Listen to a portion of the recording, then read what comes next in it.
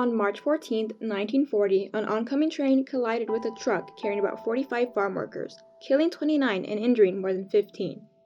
What was a routine trip to nearby fruit fields became deadly for José Ramón, the truck driver, and Mayordomo and his passengers.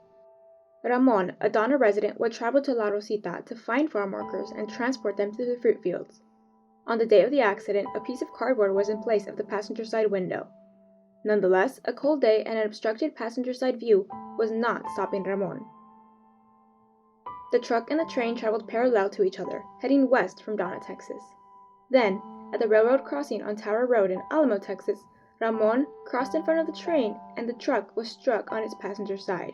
The truck burst into flames and was pushed about 700 yards as the train rolled to a stop. The tragedy affected the lives of Alamo residents and farm workers across the Rio Grande Valley alike.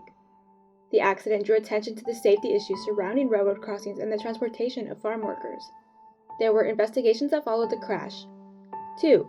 Both placing the fault on José Ramón. To this day, there is disagreement on whether or not the train blew its whistle.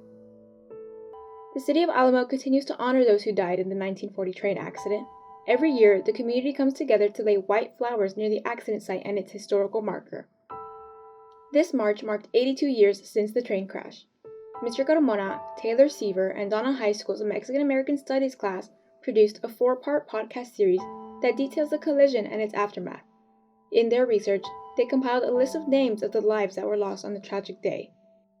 The updated list of names was donated to the City of Alamo Museum at the community event that was held to commemorate the tragedy. Mr. Carmona is currently working on a book about the crash. I wanted to turn it into a book because once again, this is the job of historians.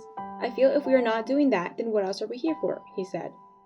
If you would like to visit the historical marker, it is located at the railroad crossing on Tower Road in Alamo, Texas.